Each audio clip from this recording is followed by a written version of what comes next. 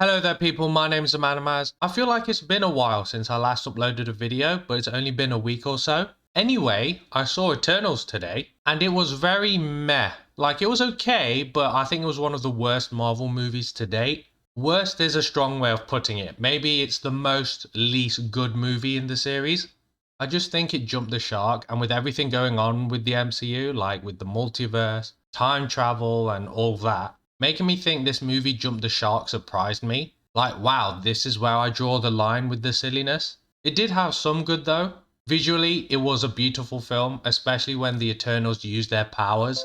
The main action sequence at the end was entertaining and probably saved the film for me.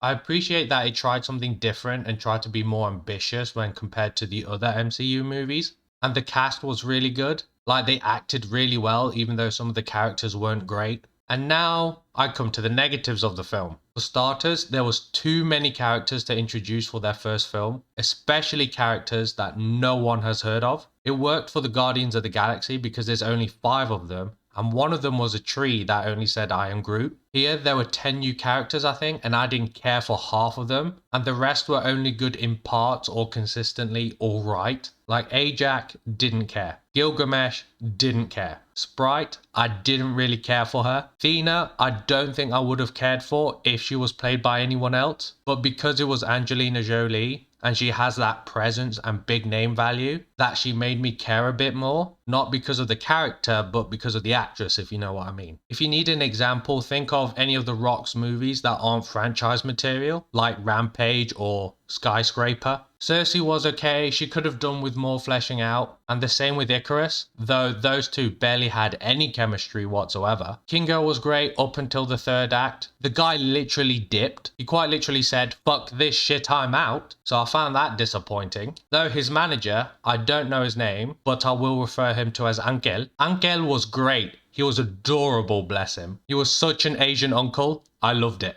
Makkari, the deaf speedster, was the opposite to Kingo. I didn't care for her until the 3rd act where she had more time on screen. I was like, damn, she's a badass. Can I see more of this, please? Phastos along with Druig were probably the most consistent okay characters and had somewhat good arcs that could have been great if they spent more time on them. Like, Phastos was a good guy that just wanted to help humans advance, but with his help only caused more harm. So he lost his faith in humanity but found it again in his husband and his son and wanted to put them first. So he was a lot more relatable in that sense. Like, he just wanted to be a good husband and a good parent. Druig was someone who could control minds and wanted to help people not fight one another, but split from the group because he couldn't intervene and help. So that was a nice tension introduced in the film. Kit Harington was underused, though it was basically a setup for him, so hopefully we see him as Black Knight soon. And hearing him say, "I love you, Sersi," just made me cringe. Not because of the writing, but because I heard that as Jon Snow saying that to Cersei Lannister. That's enough about the characters, now on to the plot. It was heavy on the exposition, like it almost held your hand through it. It even started off with a block of text that you had to read before it started. And it wasn't like Star Wars where there was the music and the feeling where it made you feel excited to read it. And the first hour felt like it dragged. I found myself looking at my watch checking the time. I do feel like the MCU is getting too big and Eternals could have been one of those movies / shows that could have been cut. I know I said in a previous review that I feel like there's too many MCU projects out now,